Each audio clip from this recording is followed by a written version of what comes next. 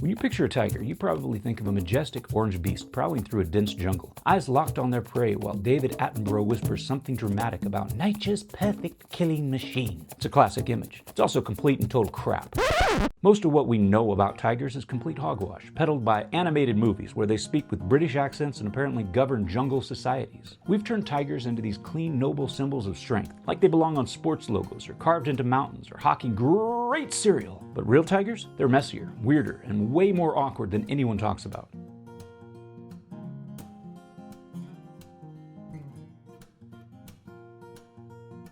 Let's start simple. Tigers don't live in jungles. I know. You watch Disney's The Jungle Book and you probably picture Shere Khan slinking through the vines looking like a corporate CEO with fur.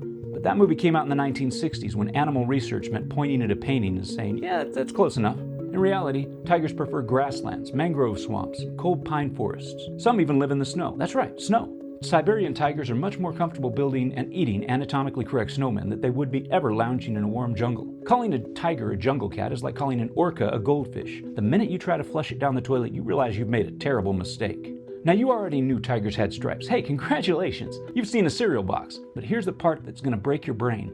Tigers don't just have striped fur, they have striped skin. If you shave a tiger, which I do not recommend unless you have a death wish or access to industrial strength tranquilizers, those same stripes would still be there, printed right on the skin, like nature gave them a full body tattoo and then said, cover it with hair. No one's ready for this. Every tiger's stripes are unique, like a fingerprint that covers their entire body and screams, I'm stealthy and stylish. Scientists say stripes help with camouflage, breaking up a tiger's shape in tall grass. It makes complete sense until you realize that grass is green and tan, while the tiger is bright orange and black. How is that camouflage? It's like hiding in a salad dressed as a jack-o'-lantern. But somehow, it works. Prey animals don't see colors the way we do. The stripe patterns actually do help tigers vanish into the background. Still, it's hard not to imagine Mother Nature designing the tiger like it was a Fortnite skin. Ready for a fact you can't unlearn? Tiger urine smells exactly like buttered popcorn. Movie, theater, popcorn. Not just similar, identical. There's a chemical in it called 2AP, which is the same compound that gives popcorn its delicious, greasy, oh, I can't believe I ate the whole bucket smell.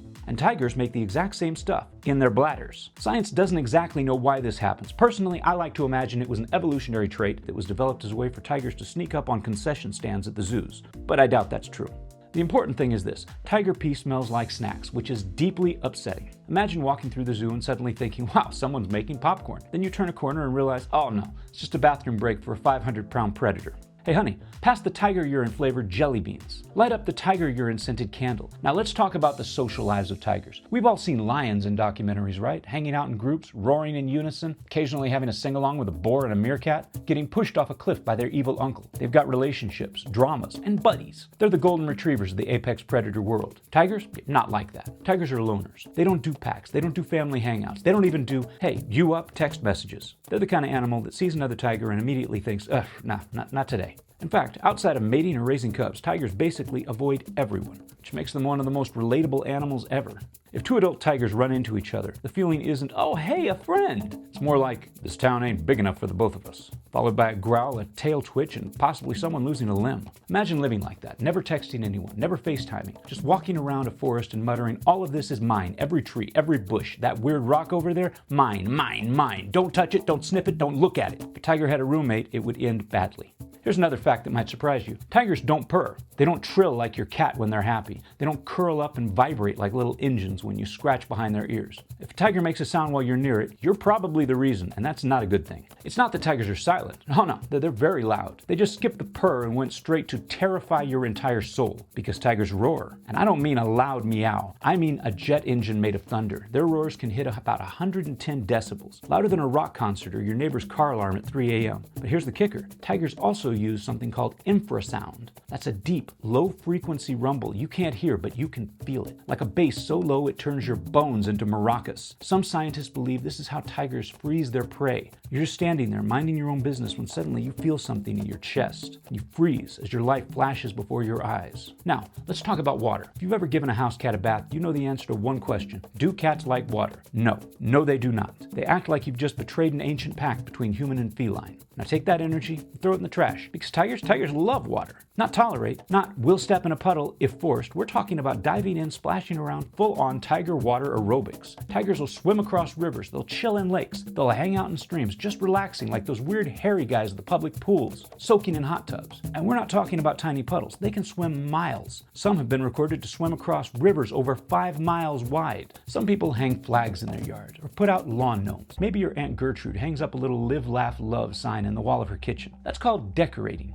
Tigers decorate too, but tigers use urine, poop, claw marks, and the secretion from their butt glands instead of motivational posters. This is how tigers mark their territory. It's their way of saying, this is my space, do not enter or I will eat you. And they do this a lot. They spray urine on trees, rocks, bushes, anything they can reach. Sometimes they back up, lift their tails, and just blast the landscape like a four-legged pressure washer of doom. And the smell? It's not just there for fun. It's got messages in it, hormones, identity markers, GPS coordinates, probably a Yelp review or two. That slow antelope just got 3 stars. Other tigers come by and take a big sniff, like they're reading a very aggressive text message. And it doesn't stop at peeing. They also scratch trees with their claws, like they're carving "Tiger was here" into the bark. Here's a sad fact. There are more tigers living in captivity in Texas than there are wild tigers left on the entire planet. Estimates say there are only around 3,900 wild tigers left in the world. But in the US, we've got somewhere between 5,000 and 7,000 tigers, most of them in private hands. And by private hands, I mean some guy with a ranch, a truck, probably a Netflix show. Texas has such loose regulations that people have tigers as pets, like real tigers, in backyards, next to the barbecue grill. So let's recap, shall we? Tigers don't live in jungles. Their skin is striped. Their pee smells like a snack. They love swimming. They mark their territory with every bodily fluid available. They're loners who ghost everyone. They don't purr, but they might infrasound you to death. And apparently, you're more likely to find one in Texas than an actual rainforest. Now you've seen behind the stripes. You've learned that nature's top predator is actually an antisocial, water-loving introvert with a fondness for marking its stuff like a drunk frat guy who ate too much Taco Bell. Next time you're at the movies enjoying that buttery popcorn, just think about tiger pee. Or don't. Probably it's better not to think about tiger pee that much. To be honest, it's not great. If you've enjoyed this video about nature's most misunderstood cat, don't forget to like, comment, and subscribe for more myths we need to shatter. Next time, hippos, fat river demons, or misunderstood ballet dancers. Have a great day. See ya.